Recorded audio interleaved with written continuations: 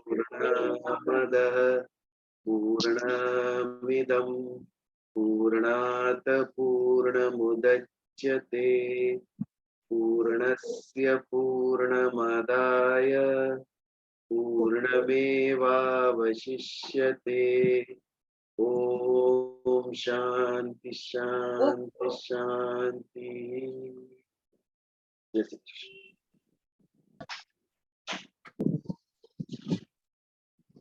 या प्रभु please begin.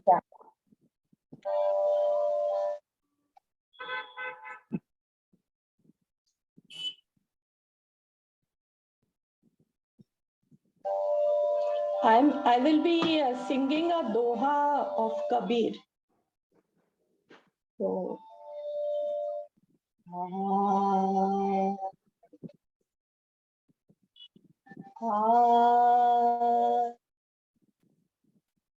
साधो एक रूप सब माही, साधो एक रूप सब माही, अपने मन ही विचारी के देखो, अपने मन ही विचारी के देखो, और दूसरों नहीं, साधो एक रूप सब माही, साधो एक रूप सब माही,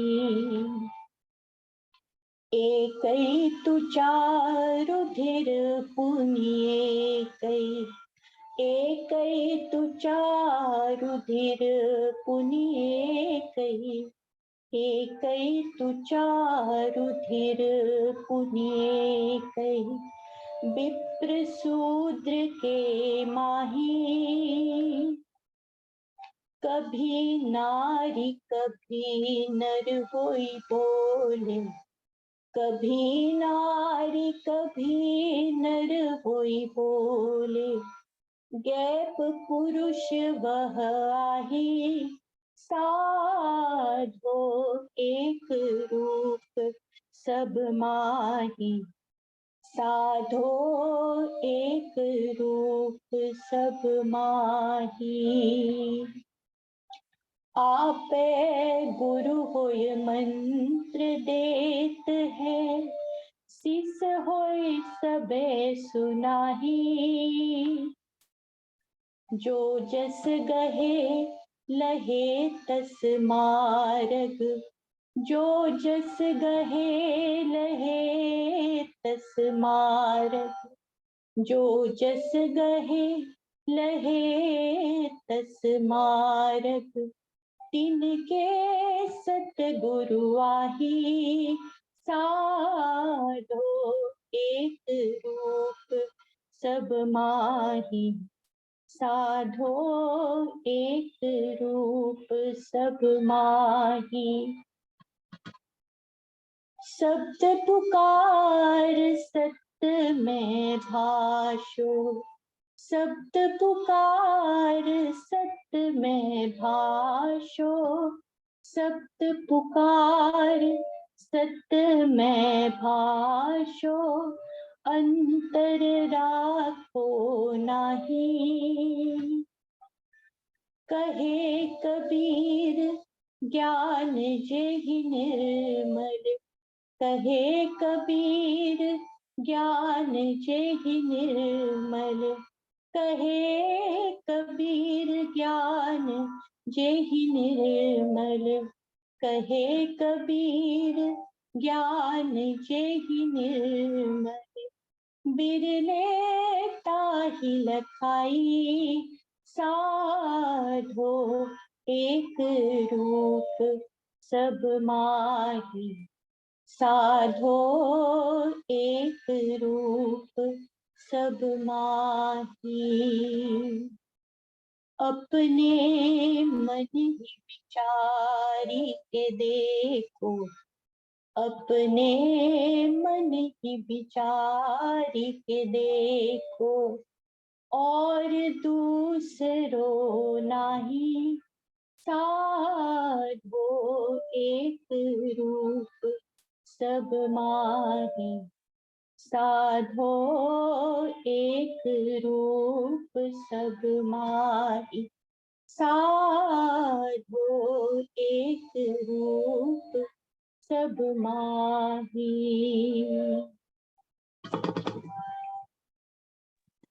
ब्यूटिफुल, ब्यूटिफुल भजन, बहुत अच्छा गाया, एंड सो मीनिंगफुल। साधो एक रूप सब माही। पिछली बार हमने जो श्लोक किया वही बात, वासुदेव सर्वम, सर्वत्र ब्रह्म, सभी के अंदर एक ही रूप समाया हुआ है। वेरी स्पिरिचुअल हुआ करते थे कबीर जी के दोहे, दो not religious but full of spirituality. तो आगे बढ़े हम, श्रीमद् भगवद गीता, चौथा अध्याय, ज्ञान कर्म संन्यास योग। एक नया प्रकरण पिछली बार हमने शुरू किया, अलग अलग प्रकार के यज्ञ। वेदों में बहुत सारे यज्ञ कहे गए, उसमें से कुछ भगवान अर्जुन को सिखाते हैं, समझाते हैं।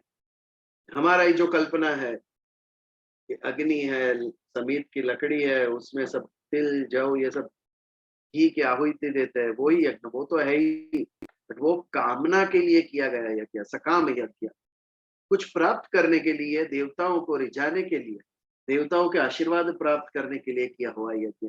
हमारे मन में यही कल्पना बैठी, लेकिन यदि फिलोसॉफिकल एस्पेक्ट देखे वेदों का, तो उसमें जीवन में हम कितने सारे यज्ञ कर सकते हैं। अलग अलग प्रकार के यज्ञ कहे गए हैं, स्पिरिचुअल यज्ञ। इसमें सबसे पहला, सबसे मुख्य, सबसे इंपॉर्टेंट देखा हमने ब्रह्मार्पण, ब्रह्मर हवि, ब्रह्म यज्ञ देखा। 24वां श्लोक, ब्रह्मार्पणम ब्रह्म हविर ब्रह्म अग्नौ ब्रह्मणा हुतम ब्रह्मेव तेन गंतव्यम ब्रह्म कर्म समाधिना। यज्ञ के जो 4 अंग है, यज्ञ की सामग्री, यज्ञ की अग्नि, उसमें क्रिया जिसके द्वारा हम सब डालते हैं यज्ञ में, ये सब कुछ में जो ब्रह्म देखता है, जिसका गंतव्य, जिसका ध्येय, जिसका लक्ष्य ब्रह्म हो, वही ये ब्रह्म यज्ञ कर सकता है। सब में ब्रह्म देखना, सारा जीवन ब्रह्ममय जिसका हो चुका है, ब्रह्म कर्म समाधि ना, कर्म समाधि, उनके जो कर्म है वो भी ब्रह्ममय हो गए हैं। ऐसा जो सबसे पहला श्लोक हमने देखा, वो ब्रह्म यज्ञ सर्वत्र जो विद्यमान है, सारे सृष्टि ब्रह्मांड का जो आधार है। आजकल साइंटिस्ट ढूंढ रहे हैं ना, what is God particle, matter को मास, वेट, वजन कहां से मिलता है। मॉलिक्यूल के नीचे एटम, एटम के नीचे इलेक्ट्रॉन, प्रोटॉन, उसके अंदर भी क्वार्क, अल्टीमेटली ये किसी भी पदार्थ है, उसको जो वजन आया, वो वजन कैसे प्राप्त हुआ, वो कौन सा पार्टिकल है जो वजन देता है, उसे मास देता है, और उसका नाम भी दिया गॉड पार्टिकल। गॉड पार्टिकल सर्वत्र विद्यमान है, हर एक व्यक्ति, वस्तु, समग्र ब्रह्मांड के अंदर विद्यमान। ये जिसका लक्ष्य हुआ, ये जो ध्येय हुआ, वो ब्रह्म यज्ञ करे।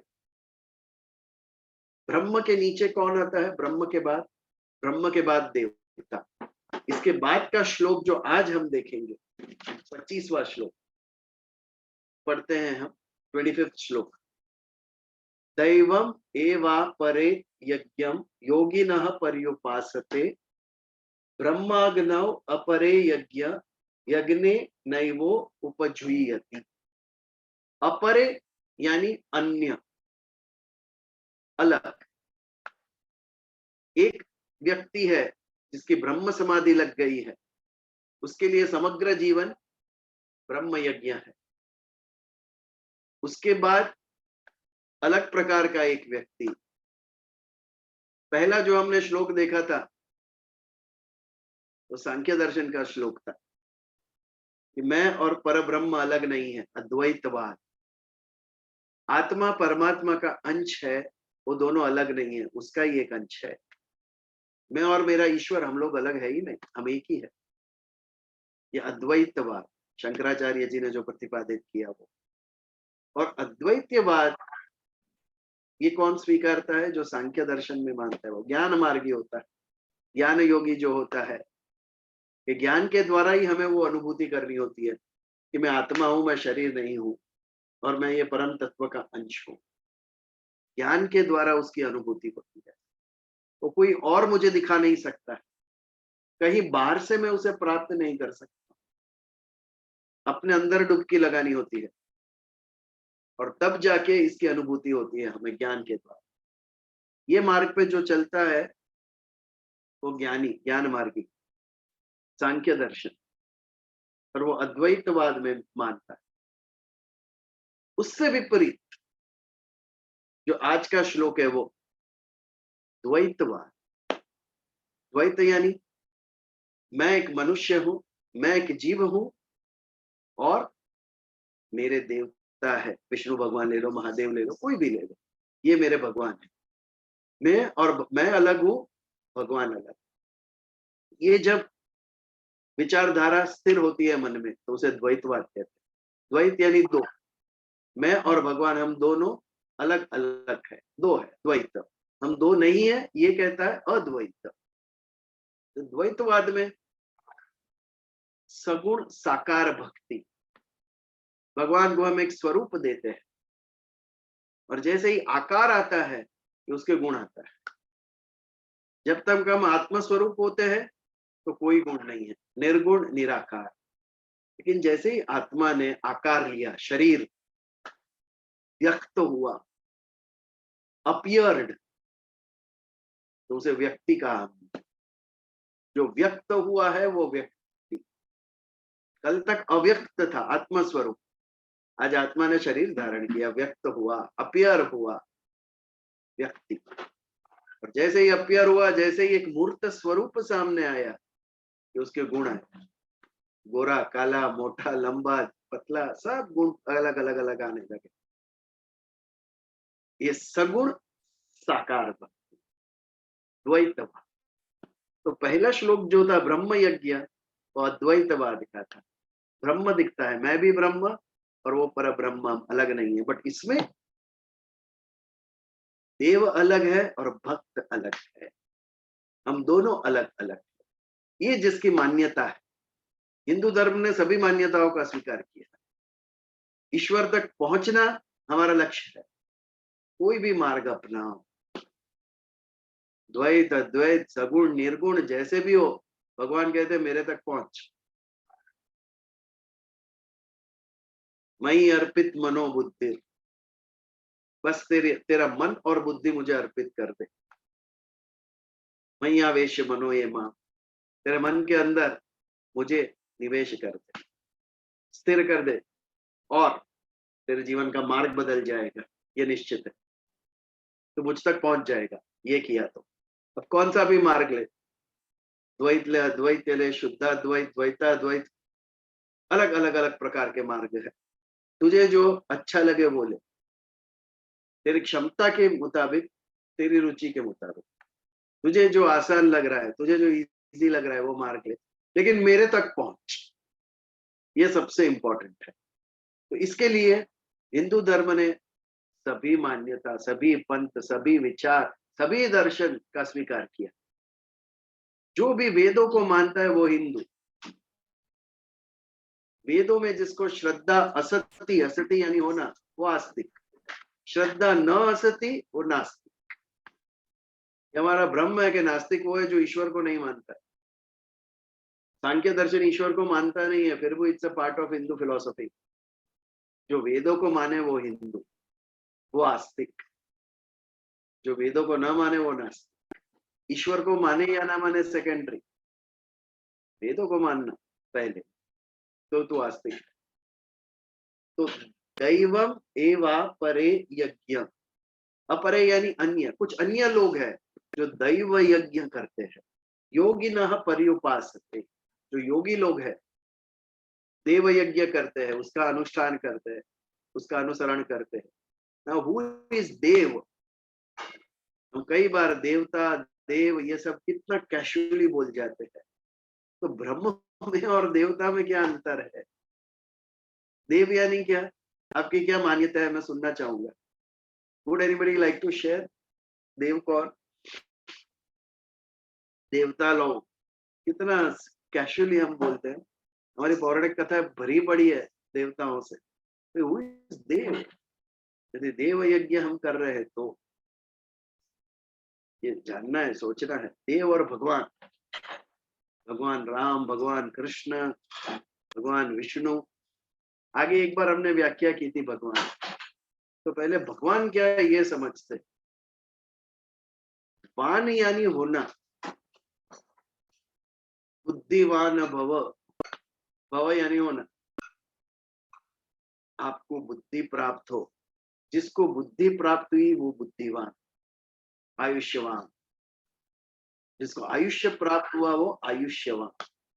तो भगवान यानी जिसको भग प्राप्त हुआ वो भगवान। व्हाट इज दिस भग? 6 एस्पेक्ट्स है उसके। पहले सर्वश्री, श्री यानी लक्ष्मी जी, भगवान विष्णु की पत्नी।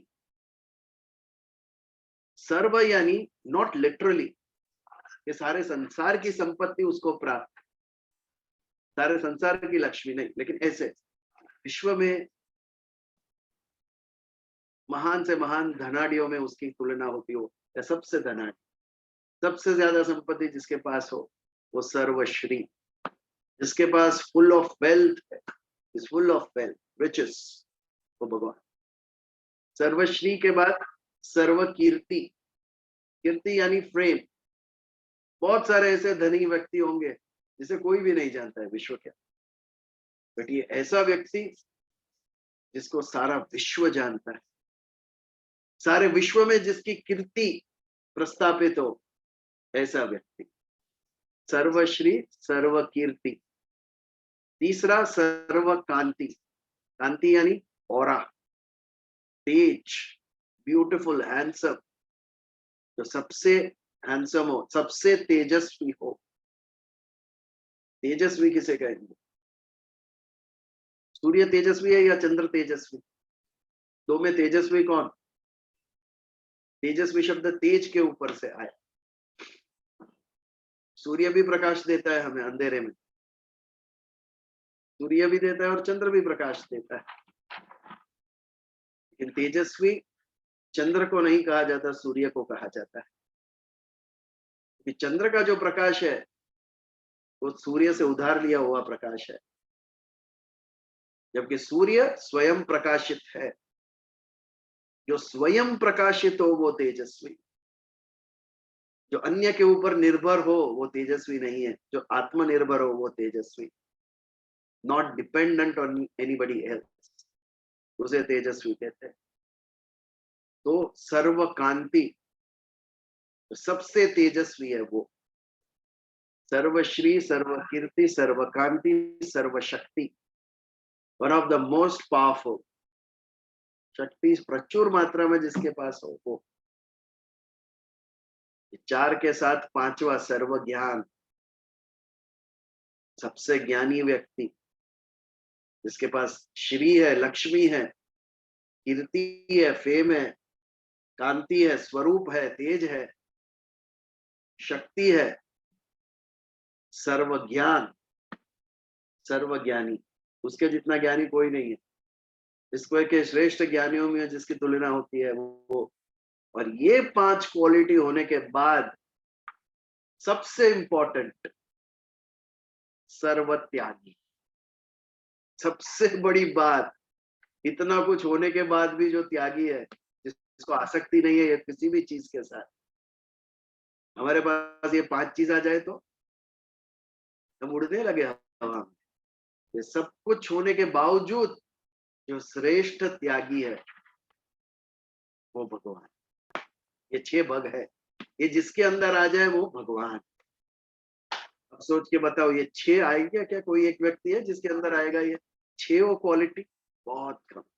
उसके लिए राम और कृष्ण का दर्शन करो, आप में दिखेंगे ऑल 6 क्वालिटीज उनके अंदर दिखेंगे। तो ये हमारे भगवान की कल्पना। कोई भी भगवान बन सकता है, इट्स अ टाइटल। लेकिन ये 6 क्वालिटीज होनी चाहिए उसके अंदर। कहां से आएगी? कोई भी नहीं बन सकेगा। Very rare, very rare. ये भगवान, तो एक भगवान है और एक देवता। कहते हैं ब्रह्मा जी को प्रकट किया विष्णु जी ने और कहा सृष्टि का निर्माण करो। सृष्टि का निर्माण करने के लिए ब्रह्मा जी ने सबसे पहले देवताओं का निर्माण किया। सृष्टि चलाएगा कौन?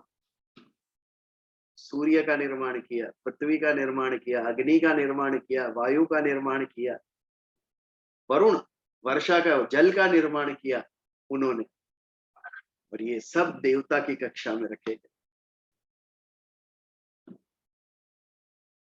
कोई भी पक्षपात नहीं करेगा, सज्जन हो या दुर्जन, उच्च कोटि का जीव होगा या नीच कोटि का जीव, सभी को सूर्य प्रकाश देता है। पृथ्वी सबके लिए अन्न देती है। आप चाहे उनकी पूजा करो ना करो, वो कभी नाराज नहीं होते, वो अपना कार्य करते हैं, वो देवता। सृष्टि को चलाने का कार्य देवता को दिया गया है। और इन देवताओं का हेड इंद्र, सभी देवताओं के हेड। इसीलिए वर्षा, वरुण, ये सब इंद्र जी के कंट्रोल। जब समुद्र मंथन हुआ तो बहुत सारे रत्न अंदर से मिले अपने। विष मिला, अमृत मिला, ऐरावत हाथी मिला, इंद्र का घोड़ा उच्च श्रेवा वो मिला। अप यानी जल, जल में से प्राप्त हुई, इसके लिए अप्सरा, रंभा, मेनका, उर्वशी सभी समुद्र मंथन में से प्राप्त हुई है। और सुरा मिली। और फिर हमें वो पूरी कथा पता है, मोहिनी स्वरूप लिया विष्णु भगवान ने, देवता सुरा पी के अमर हो गए। जिसको सुरा मिली वो सुर, जिसको नहीं मिली वो असुर। ये जो सब सुर थे वो देवता कहलाए। बट ये देवता जब भी उनके ऊपर संकट आता था, असुर अटैक करते थे या फिर वरदान चाहिए, तो ब्रह्मा जी की उपासना करते थे। तो ब्रह्मा जी तथास्तु कहते थे, सुर को भी और असुर को भी। प्रजापिता थे वो, सभी उन्हीं के बच्चे थे, उन्होंने निर्माण किया था, उनकी दृष्टि में सभी समान थे। तो राक्षसों को भी वरदान देते थे, देवताओं को भी वरदान देते थे, दोनों ब्रह्मा जी की उपासना करते थे। फिर वरदान पाकर जब असुर त्रस्त करते थे देवताओं को, तो किसके पास जाते थे? त्राही माम कहते हुए, या तो विष्णु जी के पास या तो महादेव जी के पास, कि हमें इन राक्षसों से बचाइए। और एक जगह पे भी जाते थे, महिषासुर को मारने के लिए शक्ति के पास भी गए, देवी के पास, अम्बा के पास। तो ये देवताओं के भी देवता, महादेवता, ब्रह्मा, विष्णु, महेश और शक्ति, देवताओं के भी देवता। तो इनको मानने वाले जो पंथ थे, 3 मुख्य पंथ हिंदू धर्म में हुए। विष्णु को मानने वाले वैष्णव, शिव को मानने वाले शैव, और शक्ति को मानने वाले शाक्त। ये 3 उपासना के अलग अलग पंथ हुए। ये सभी देवता की कक्षा में आते थे। 3 या 4 सुपीरियर देवता, बाकी उनके नीचे सभी देवतागण जो हमारी सृष्टि को चलाते थे। हमारे ब्रह्मांड की उत्पत्ति, स्थिति और प्रलय, ये 3 के कारक थे। ब्रह्मा जी उत्पत्ति करते थे, शिव प्रलय करते थे और विष्णु चलाते थे, स्थिर करते थे। शिव जी ने भी कभी, भोलेनाथ थे, वरदान दे दिया होगा राक्षसों को, ब्रह्मा जी ने भी दे दिया होगा, लेकिन विष्णु जी ने कभी नहीं दिया। उन्हें चलानी थी सृष्टि, बहुत सोच समझ कर वो काम करते थे। सभी सृष्टि उसमें संहार कर रहे विष्णु जी सबसे पहले आए हैं पृथ्वी को बचाने के लिए। तो ये हमारे देवता, महादेवता और देवता 3-4, तो इनकी जो उपासना करते हैं वो कौन हुआ? वो दैव यज्ञ हुआ। अभी द्वैत है, मैं अलग हूं और मेरे भगवान अलग है। इससे भक्ति की उत्पत्ति हुई द्वैतवाद से। जब सामने ईश्वर की स्मूर्ति देखी तो मेरे अंदर भाव उत्पन्न हुए और यहां से भक्ति की शुरुआत हुई। तो ये जो मार्ग है वो सांख्य दर्शन का श्लोक था, ब्रह्म यज्ञ। तो ये जो दैव यज्ञ है वो कर्मयोग का श्लोक है, या कर्मयोग का यज्ञ है ये, कि जिसमें मैं मेरे सारे कर्म देवता को अर्पित करता हूं। भगवान ये जो शरीर मिला है वो भी तूने दिया है, ये जो वस्तु प्राप्त हुई है, संपत्ति प्राप्त हुई है, वो भी तुझसे प्राप्त हुई है। और ये जो मैं कर्म कर रहा हूं, जो एक्टिविटी है, मेरी लाइफ, मेरा जीवन, ये भी तेरे आशीर्वाद से चलता है। जब ये भाव मन के अंदर स्थिर होता है तो हमारा समग्र जीवन भगवान को अर्पित हो जाता है, और उस जीवन के द्वारा हम लोक हित के कार्य करते हैं, हम ईश्वर के कार्य करते हैं, हम धर्म के कार्य करते हैं, अर्थात स्वहित के कार्य हम नहीं करते। और जब मन के अंदर ये भाव स्थिर होता है, और जब लोकहित के कार्य, ईश्वर के कार्य, धार्मिक कार्य हमारे से होते हैं, उसे दैव यज्ञ कहते हैं। देवताओं को जो कर्म अर्पित किया वो दैव यज्ञ। आप अद्वैतवादी हो, ज्ञान मार्गी हो तो ब्रह्म यज्ञ, यदि आप द्वैतवादी हो, सगुण भक्ति में मानते हो, तो देव यज्ञ। दैवम एव अपरे यज्ञ योगिनः पर्योपासते। योगी यानी कर्म योगी, कर्म योगी जो है वो देव यज्ञ करते हैं। सारा जीवन, सभी वस्तुएं अर्पण। क्यों अर्पण की? It's not a donation. अर्पण और डोनेशन में अंतर है। चैरिटी नहीं है अर्पण, अर्पण समझ है, भगवान तेरे कारण यह प्राप्त हुआ है, मुझे जो भी मिला उसके पीछे तेरा आशीर्वाद है, because of you I got it. ये भाव से जो हम देते हैं उसे अर्पण कहते हैं। डोनेशन के अंदर, चैरिटी के अंदर करुणा का भाव होता है। जब अन्य की भूख, अन्य की पीड़ा हम नहीं देख सकते, और उस करुणा उत्पन्न होती है हमारे अंदर, दया उत्पन्न होती है, और ये भाव से जब हम किसी के लिए करते हैं तो वो डोनेशन है, चैरिटी है, धर्मादा। लेकिन आध्यात्मिक भाव से जब होता है कि ये मैंने नहीं, भगवान तूने किया है, गुणा गुणेशु वर्तन्त, मैं निमित्त मात्र हूं, प्रकृति के 3 गुण ही मेरे ये शरीर को, मन बुद्धि को चलाते, जो तेरे अधीन है। और ये भाव से जब हम देते हैं तब उसे अर्पण कहा जाता है। अर्पण इज आध्यात्मिक एक्टिविटी और चैरिटी इज कंपैशनेट एक्टिविटी, दोनों में अंतर है। तो दैव यज्ञ ईश्वर के लिए, भगवान के लिए जब हम कुछ करते हैं, हमारे लिए नहीं, कर्मयोग, ये कर्मयोग का श्लोक है, तो उसे दैव यज्ञ कहते हैं। दैवम एव अपरे यज्ञ, अपरे यानी अन्य, बहुत सारे श्लोक में ये शब्द आएगा। अन्य कुछ लोग हैं जो देवताओं की उपासना करते हैं और जीवन के सभी कर्म, सभी वस्तुएं देवताओं को अर्पण कर देते हैं, वो देव यज्ञ कहलाता है। ये हुआ हमारा दूसरा। इससे आगे the second part of 25th श्लोक, वो तीसरा यज्ञ आपके सामने हो तो पढ़िए। ब्रह्मज्ञाव परे यज्ञ यज्ञे नैवोप जुह्यति।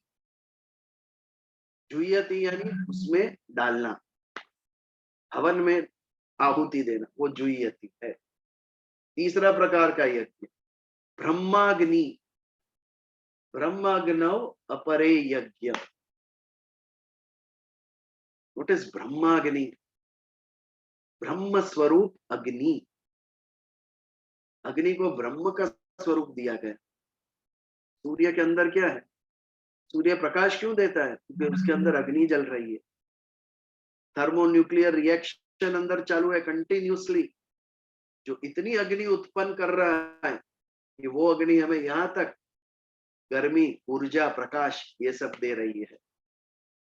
और ये साइंटिस्ट आज कह रहे हैं कि ये सारे 9 ग्रह, गैलेक्सी कहां से उत्पन्न हुई? सूर्य में से।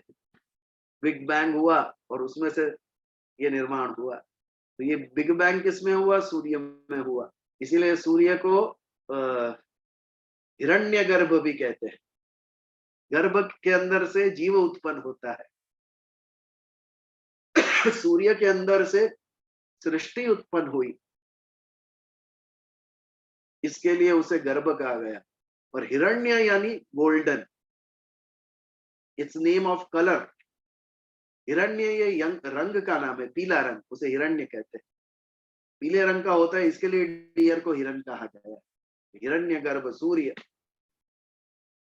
जो एक अग्नि का स्वरूप है सूर्य, वो सूर्य से सृष्टि की उत्पत्ति हुई। और सृष्टि विलीन कहाँ होगी? सृष्टि विलीन भी होगी ब्लैक होल।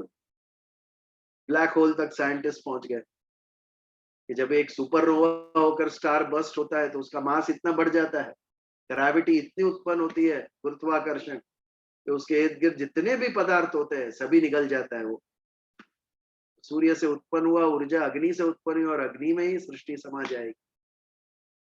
वैसे ही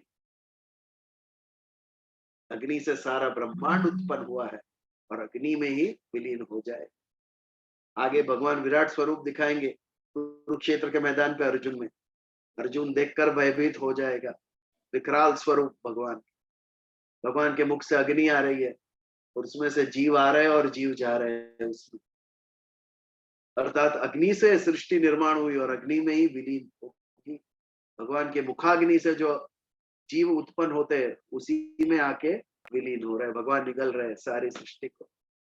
ये इसका प्रतीक है ब्रह्माग्नि। तो ब्रह्माग्नौ अपरे यज्ञ। कुछ लोग ये अग्नि की उपासना करते हैं। यज्ञ व उपजुह्यति। तो ये जो जीव है, जीव कैसे उत्पन्न हुआ? उसमें जड़ तत्व है। जब आत्मा सृष्टि प्रकृति से मिलन होता है दोनों का, तो जीव उत्पन्न होता है।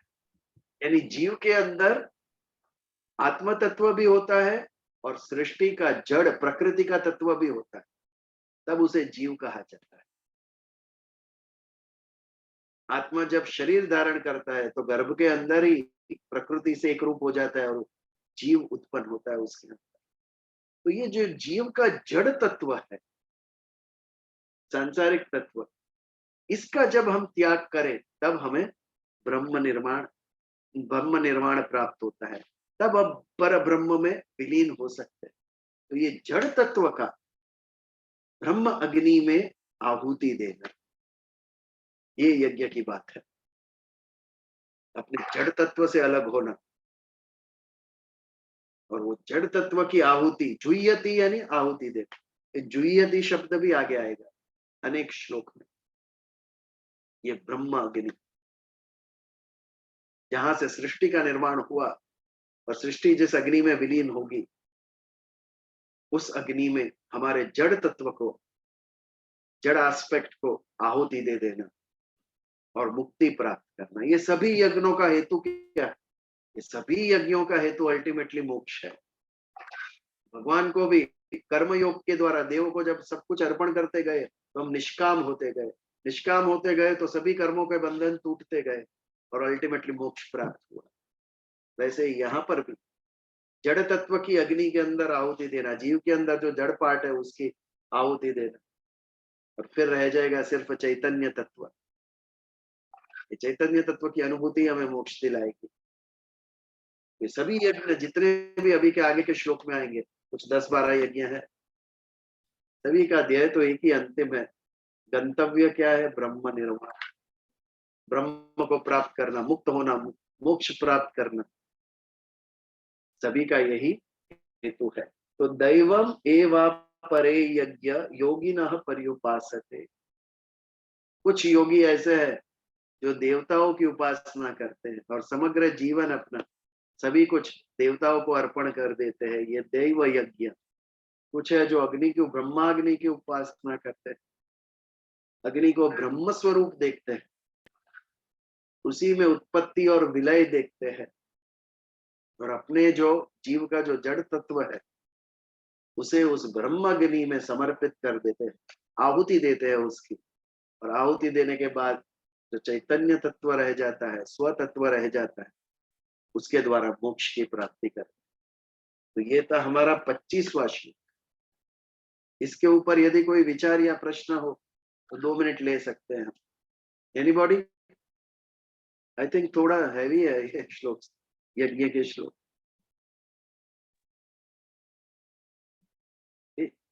બીજે ગુજરાતીમાં કહીએ ને કે સમાજ સેવા માટે પોતાની હોમી દેવાનું. हाँ, Is it also related to that you use yourself for લોકહિત, ને that is why the word use થતો હશે કે આપણે જેમ યજ્ઞમાં હોમ આપીએ એટલે પોતાનું જીવન પણ હોમી દેવાનું, એવું વર્ડ છે ને Let's see. ગુજરાતમાં? yes, but as we have learned, जैसे हमने देखा है कि महत्व कर्म का नहीं है, कर्म के पीछे का भाव का है। That will decide वो क्या टाइप, कौन सी कैटेगरी में हम रखेंगे। अभी आपको लोकहित करना है, किसके लिए करना है? पॉलिटिक्स में जीतने के लिए, या फिर करुणा से करना है, कंपैशन से? आप देख नहीं सकते तो वो सोशल वर्क हो जाए। यदि इलेक्शन जीतने के लिए करना है, पॉलिटिकल वर्क हो जाए, या फिर मुक्त होने के लिए ये करना है। इसके पीछे का भाव निश्चय करेगा कि ये कौन सी कक्षा में बैठे। Why do you want to do? यदि आपको लोकहित करना है, समाज सेवा करनी है, क्यों करनी है? उसके पीछे का इंटेंशन चेक किया आपने स्वयं का? Do you want to become famous? Padmashri चाहिए आपको मदर टेरेसा की तरह? इसके लिए आपको करना है लोकहित? व्हाट इज द भाव? उसके पीछे की फीलिंग्स क्या है? That first analyse. फिर हमें पता चलेगा कि ये श्रेष्ठ भाव से हम कर रहे हैं कि उसके पीछे भी कोई कामना छिपी हुई है। दैट विल डिसाइड ये यज्ञार्थ कर्म हुआ या सामाजिक कर्म हुआ या सेल्फिश कर्म हुआ। तो उसके पीछे हमारी इच्छा क्या है, उसको टटोलना ये आवश्यक है इसके लिए। Anything else? आगे बढ़े? It's a free discussion. I would like, not necessary you have to ask, you can say also. आपको कुछ कहना है तो भी most welcome इस विषय के अंदर जो अभी चल रहा है वो। Ishita So ji? basically, we are saying in this shlok that दो प्रकार के समर्पण है, या तो द्रव्य को समर्पित करो या स्वयं को समर्पित करो, दोनों ही द्रव्य प्रकार कहाँ का पर आया? यज्ञ है। Where नहीं is मतलब द्रव्य? किसी प्रकार का कोई आहुति दो या किसी प्रकार से भक्ति करो, चाहे हाँ। उसमें क्रिया हो, लीन हो, चाहे उसमें कोई किस्म का एक्टिविटी इन्वॉल्व हो, द्रव्य हो या क्रिया हो, और या पदार्थ, फिर I अपने would say. पदार्थ right, I Matter. Mean to say matter, some kind of matter and also some kind of specific activity, कि आप इस एक्टिविटी के Definitely. आइदर या तो आप कोई पदार्थ इस्तेमाल कर रहे हैं या आप किसी प्रकार का कोई डोनेशन कर रहे हैं ईश्वर के प्रति अपनी भावना, अपनी भक्ति व्यक्त करने के लिए, और या फिर आप कोई क्रिया कर रहे हैं, और या फिर सबसे परम आहुति आप अपने आप को समर्पित कर रहे हैं। I think this is what the shloka is when you are saying हिरण्यगर्भः समवर्तताग्रे भूतस्य जाता। So everybody has come from there, और वहीं हमें वापस जाना है। इसीलिए अपने आप को पहले ही मतलब what he is giving you two options now, either this और दैट। यस, बट देन ये दो ऑप्शन किसके लिए है ये भूलना नहीं चाहिए। मोक्ष प्राप्ति के लिए ये दोनों ऑप्शन, ये लोकों में वाह प्राप्त करने के लिए नहीं है। समाज सेवा करने से क्या होता है? पद्मश्री मिलता है आपको या इलेक्शन में टिकट मिलता है, ये इसके लिए नहीं है। ये स्वयं की मुक्ति के लिए, आत्मदर्शन के लिए है, अपने आप को जानने के लिए, ईश्वर से एक होने के लिए ये दोनों श्लोक है। ये कभी भी हमें भूलना नहीं चाहिए। लेकिन कभी कभी अभ्यास करने के लिए ये जो मार्ग है, जैसा आपने बताया कि किसी भी मार्ग से जाओ, अल्टीमेटली हमारा गंतव्य वही है, तो ये कभी कभी ये मार्ग अभ्यास करने में सहायता करते हैं। हर किसी के लिए निर्गुण और निर्गुण निराकार की भक्ति करना इट इज डिफिकल्ट, बट वो अभ्यास करते करते उसके पीछे का हेतु भूलना नहीं चाहिए। ये तो कई बार फिजिकल एक्टिविटी रह जाती है, लेकिन उसके पीछे का जो भाव है वो कहीं और चला जाता है। ऐसी बात है। बट एक चीज ये डिबेटेबल भी है ना विजुअल, जैसे लोग कहते हैं कि मेरा इतना काम हो जाएगा तो मैं 100 लोगों को खाना खिलाऊंगा, तो 100 लोगों का भला तो हो ही रहा है कि उनको खाना डेफिनेटली खिलाया जा रहा डेफिनेटली है ना। तो हेतु भले ये हो कि कहीं मेरा कुछ छोटा काम, मैंने भगवान से बोल दिया मेरा ये काम करा दो, मुझे अच्छे मार्क्स दिला दो, तो मैं तो भले हेतु वो छोटा सा रहा होगा कि मेरे मार्क्स मुझे मिल जाए, बट भला तो हुआ ही है ना किसी का। यस, बट लोगों का भला करना आपका हेतु तो नहीं था ना, आपको खुद का भला करने के लिए ही किया ना। लोगों का भला हो गया वो बाई प्रोडक्ट है उससे, तो उसके मार्क भी इतने ही मिलेंगे फिर, तो उसका भी मना नहीं किया है। ये सब अच्छी एक्टिविटीज है, अच्छे कर्म, उसको एनकरेज ही किया गया है। कर्म ने सभी ये अच्छे का, भले ही सकाम हो, आपके कामना के हेतु से आपने किया, लेकिन वो है एक अच्छा कार्य, इसके लिए उसको एनकरेज ही कहा गया है, उसे शास्त्रोक्त कर्म ही कहा गया है। नहीं, जैसे और कि कोई कोई अपने फ्रेंड्स को पढ़ाई में हेल्प करता है। मुझे इकोनॉमिक्स आता है, मैंने अपने सब फ्रेंड्स को साथ में बिठाया, उनको इकोनॉमिक्स एक्सप्लेन करने के चक्कर में मैं सोच रही हूँ कि मेरा रिवीजन हो रहा है, लेकिन यदि अल्टीमेटली मेरा अपना एग्जाम अच्छा नहीं गया क्योंकि मैं रात भर अपने फ्रेंड्स के साथ जगी हुई थी और मैंने अच्छे से अपने पेपर नहीं दिए, तो उसका फल तो मुझे नहीं मिला, मार्क्स मुझे नहीं मिले। उसी प्रकार से यहाँ पर भी अभ्यास करते करते, जैसा आप बोल रहे हैं, cannot lose sight of the ultimate aim. Yes, you forget at time, ये ध्यान से निकल जाता है हमारा कि हम क्यों कर रहे हैं ये बात है, सही बात है। Focus is very important. आगे बढ़े, 26वां श्लोक। श्रोत्रादि इंद्रिया अनन्ये संयमाग्नि शुजुयति। ब्यूटीफुल। शब्दादीन विषयानन्य इंद्रियाग्निषु जुह्यति। जुह्यति यानी समर्पित करना। पहले तो इसका लिटरल मीनिंग देखें हम। अन्य, श्रोत्रादि इंद्रियाणि अन्य।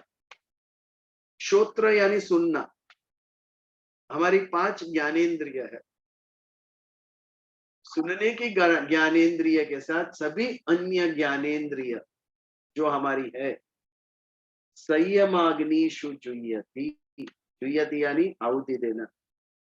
ये सभी ज्ञानेंद्रियों को आहुति कहाँ देना है?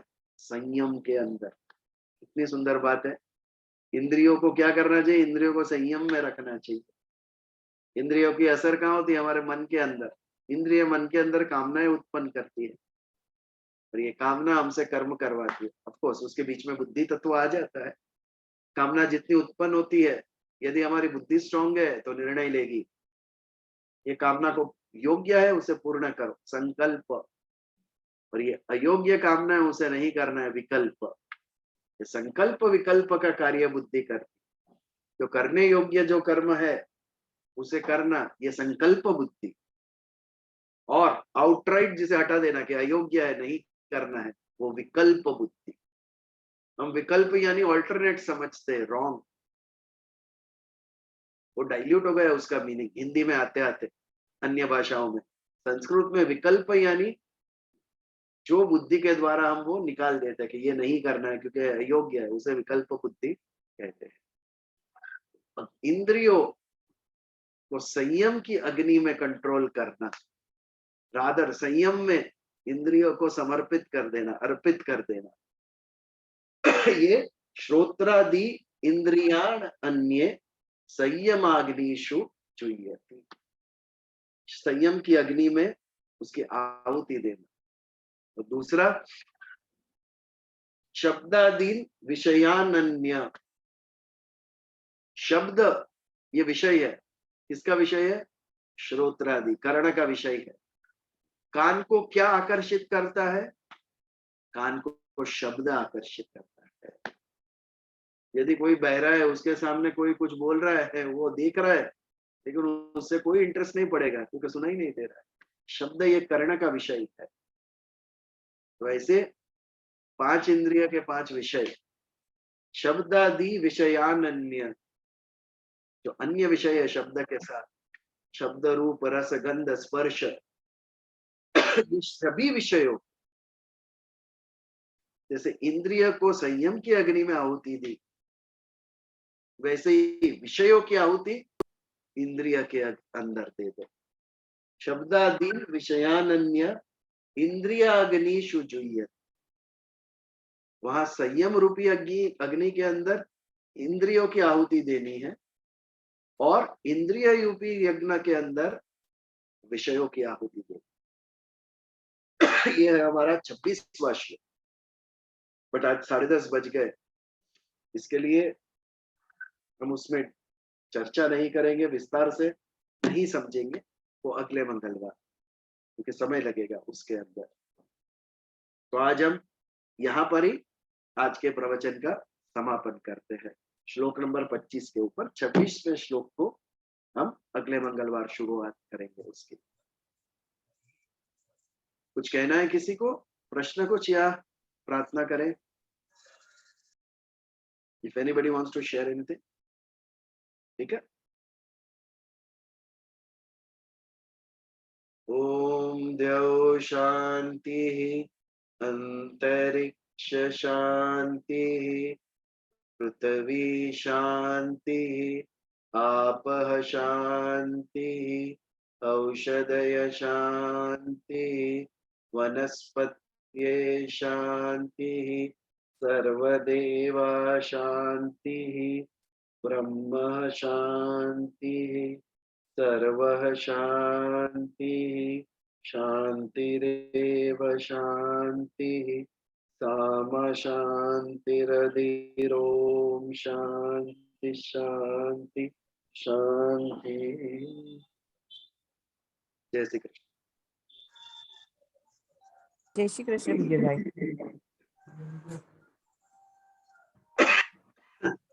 जय श्री कृष्ण भैया। આવતા મંગળવારે મળીએ। जय श्री कृष्ण। जय श्री कृष्ण। Yeah.